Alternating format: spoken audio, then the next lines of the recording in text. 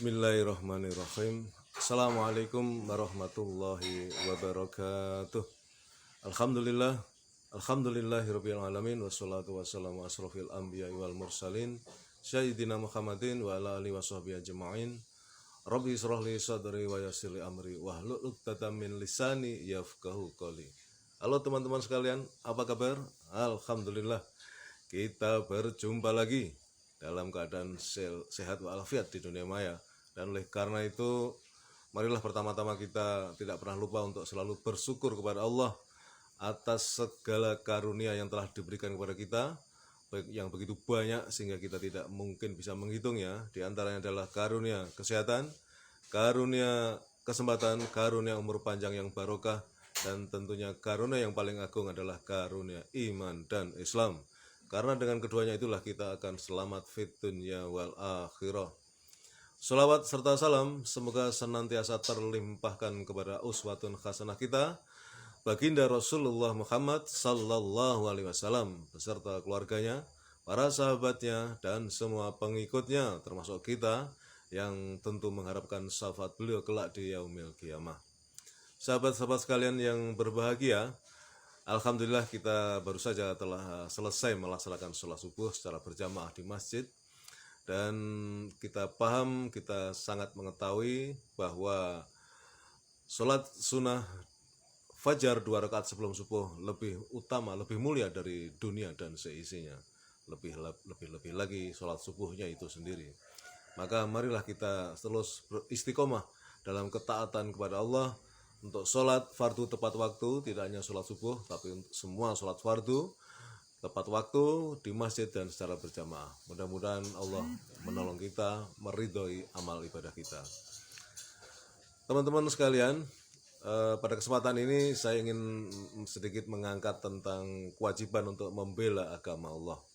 Ini sebuah tema yang di zaman akhir ini sangat relevan, karena kita beberapa kali mengalami suatu peristiwa di mana agama kita, agama Islam, dihina, dihujat, dilecehkan oleh pihak lain, begitu ya. Jadi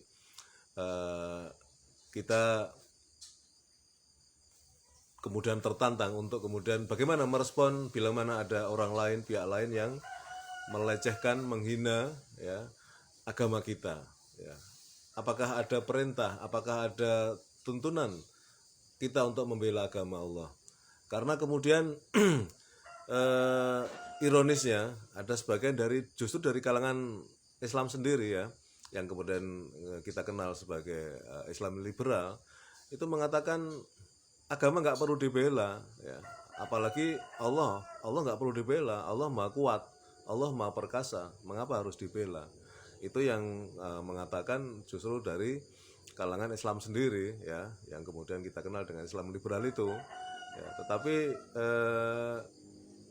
pandangan yang seharusnya seperti apa? Nah, teman-teman sekalian, saya akan menyampaikan dalam surat As-Saff ayat 14 ya, supaya kita paham apakah ada payung hukum terkait dengan kewajiban untuk membela agama Allah. A'udzu billahi minasyaitonir rajim. Bismillahirrahmanirrahim. Ya ayyuhalladzina amanu kunu ansarallahi kama qala Isa ibn Maryam lil khawarin. كما قال عيسى بن مريم للحواريين من أنصاري إلى الله قال الحواريون نحن أنصار الله فآمنت طائفة من بني إسرائيل وكفرت طائفة فأيدنا الذين آمنوا على عدوهم فأصبحوا ظاهرين. Wahai orang-orang yang beriman, jadilah kamu penolong-penolong agama Allah, sebagaimana Isa putra Maryam telah berkata kepada pengikut-pengikutnya yang setia, siapakah yang akan menjadi penolong-penolongku untuk menegakkan agama Allah? Pengikut-pengikutnya yang setia itu mengatakan, kamilah penolong-penolong agama Allah. Lalu segolongan dari Bani Israel yang beriman dan segolongan yang lain kafir. lalu kami berikan kekuatan kepada orang-orang yang beriman terhadap musuh-musuh mereka sehingga mereka menjadi orang-orang yang menang. Nah, dalam surat As-Saff ini maaf, dalam surat As-Saff ini jelas sekali Allah menegaskan, wahai orang-orang yang beriman, jadilah kamu penolong-penolong agama Allah. Nah, sebenarnya apa makna dari menolong agama Allah itu? Apakah kemudian kita lalu setuju dengan pendapat dari kaum liberal, Islam liberal yang mengatakan nggak perlu ditolong agama Allah, apalagi harus menolong Allah. Allah Maha Kuat, Allah Maha Perkasa. Nah, oleh karena itu ketika kita melihat adanya peristiwa ya agama kita dilecehkan oleh pihak lain, bagaimana sebenarnya sikap kita? Nah, teman-teman sekalian, tentu kalian masih ingat ketika terjadi apa yang disebut dengan aksi bela Islam ya, yang kemudian sangat fenomenal karena itu terjadi sampai beberapa kali ya. Ada aksi bela Islam jilid 1, jilid 2 dan seterusnya. Tentu yang paling fenomenal adalah ketika terjadi aksi bela Islam 212. Karena kemudian hal itu membuat umat Islam bersatu ya, sehingga jutaan, bahkan katanya sekitar lebih dari 10 juta umat Islam pada waktu itu berkumpul ya di sekitar Monas untuk mengekspresikan ya kecintaan mereka terhadap agama Allah dengan membuat aksi bela Islam. Oleh karena itu artinya bahwa Islam perlu dibela ya. Nah, teman-teman sekalian, saya ingin menambahkan narasi yang menurut saya bagus ya, terkait dengan bagaimana kita membela agama ini. Karena sesungguhnya kita sebagai umat Islam ini tidak begitu saja menyatakan bahwa saya beriman, saya Islam begitu, tanpa kita pernah mengalami apa yang menjadi ujian ya, ujian dari Allah untuk melihat bagaimana sesungguhnya komitmen kita terhadap agama kita. Nah, jadi secara logikanya ya, Allah Subhanahu wa Ta'ala sebagai the maker and the ruler of the universe, termasuk manusia sebagai ciptaannya dan di bawah pengaturannya, maka sejatinya tidak sulit bagi Allah Subhanahu wa Ta'ala untuk mencabut nyawa dan melenyapkan manusia yang membangkang dan merendahkannya ya. Karena Allah tidak butuh disembah dan dimuliakan oleh manusia. Manusialah yang membutuhkan dan bergantung kepada Dia dengan iman dan takwa yang akan Allah balas di akhirat nanti. Ini adalah sesuatu yang prinsip. Nah, tapi tadi saya katakan bahwa Allah tidak begitu saja membiarkan manusia menyatakan iman, takwa, dan setia ya sebelum datang ujian kepadanya. Lalu apa bukti dari ekspresi atau komitmen itu? Allah telah memberikan jalan ikhtiar bagi manusia agar menolong, membela agama Allah dengan cara amar ma'ruf nahi mungkar ya. Bagaimana mengajak manusia berbuat kebaikan dan kemudian memberantas melawan kemungkaran. Jadi ini bukan berarti Allah itu lemah. Karena seperti ditegaskan dalam surat As-Saff ayat 14 tadi ya, yang kemudian menurut Imam An-Nawawi Al-Bantani dalam tafsirnya Mara'ah Labid, bahwa jadilah penolong agama Allah, yang bermakna jadilah penolong agama Islam. Jadi membela dan menolong agama Allah adalah sarana ya agar kita mendapatkan pertolongan dari Allah. Sebagaimana Allah berfirman dalam Quran surat Muhammad ayat 7, hai orang-orang yang beriman, jika kalian menolong agama Allah, niscaya Dia akan menolong kalian dan mengokohkan kedudukan kalian. Jadi kita menolong agama Allah itu pertama karena memang perintah Allah, walaupun Allah sendiri tidak butuh kita. Allah hanya ingin tahu bagaimana hambanya, umatnya ini berkomitmen, tidak sekedar menyatakan bahwa saya beriman, saya berislam, tapi tanpa pernah diuji ya, ketika manakala ya agamanya dihujat, dihina, dilecehkan oleh orang lain. Apakah dia hanya diam begitu saja ya? Dan ini juga berkaitan dengan apa yang kemarin saya sampaikan tentang ghirah.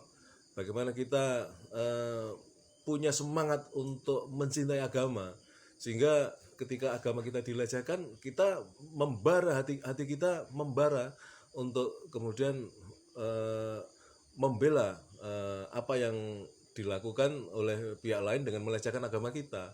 Jadi ini semangat giroh ini kaitannya juga dengan bagaimana kita melakukan pembelaan terhadap agama kita.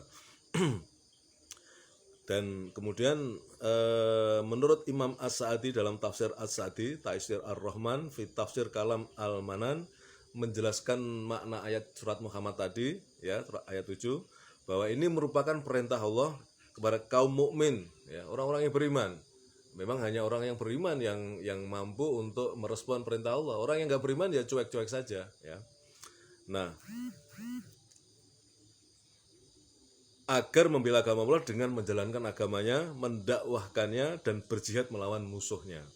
Semua itu bertujuan untuk mengharap ridho Allah jika mereka melakukan semua itu. Allah akan menolong mereka dan mengokohkan kedudukan mereka. Nah, teman-teman sekalian, kembali di dalam kehidupan ini, kita sebagai seorang mukmin dan muslim, kita dihadapkan oleh banyak tantangan. Ya. Di antaranya adalah tantangan ketika bagaimana pihak lain, pihak luar membela, melecehkan agama kita, ya. Itu akan menjadi barometer, ya, bagaimana kita punya komitmen untuk menzinai agama ini, ya. Ketika, ya, kita mendengar bagaimana orang lain melecehkan agama kita merasa marah atau tidak. Itu barometer.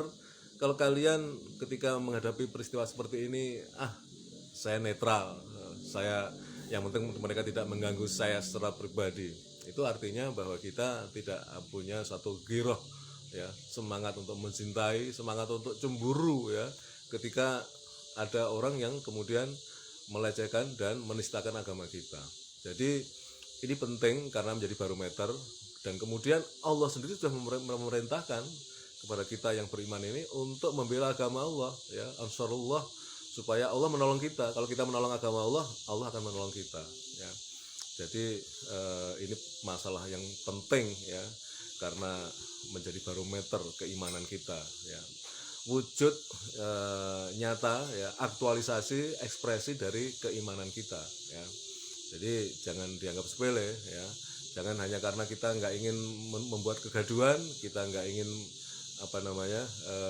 membuat satu persoalan yang mungkin bisa membuat kita terjebak, ya, karena kita mengikuti arus. Padahal dalam persoalan itu terkait dengan masalah kesucian agama kita. Allah memang tidak perlu ditolong. Allah yang membuat semua ini, alam semesta ini adalah Allah yang membuat. Bahkan Allah juga menegaskan kalau Allah mau, Allah bisa mengganti umat manusia yang ada ini karena dianggap brengsek ini dengan umat yang baru. Itu di Al-Quran sudah dijelaskan. Tapi itu tidak Allah lakukan karena sesungguhnya kehidupan kita ini adalah ujian untuk menguji kita, ya. Sehingga ketika nanti kita lulus dalam ujian ini, kita mendapatkan satu prestasi, ya, yang kemudian menjadi penghargaan atas apa yang kita lakukan selama kita hidup di dunia, yaitu surga kelak di akhirat nanti, ya. Teman-teman sekalian, ini adalah nasihat untuk saya pribadi dan mudah-mudahan bermanfaat bagi teman-teman sekalian. Mari kita terus berpegang teguh kepada tali Allah, agama Allah, ya, dengan meningkatkan giroh, ya, kecintaan kita terhadap agama kita, ya, karena itu merupakan bagian dari ujian yang Allah berikan kepada kita sehingga kita nantinya lulus atau tidak. Demikian yang bisa saya sampaikan. Kebenaran datang dari Allah. Apabila saya di dalam menyampaikan materi ini ada kesalahan kata maupun terbata-bata ketika harus melihat contekan, itulah bagian dari kedhaifan atau kelemahan saya sebagai manusia biasa. Yang penting dakwah, mengajak amar ma'ruf nahi munkar itu adalah kewajiban bagi setiap muslim, ya, kewajiban bagi setiap muslim karena bersifat mengajak, ya. Terima kasih. Assalamualaikum warahmatullahi wabarakatuh.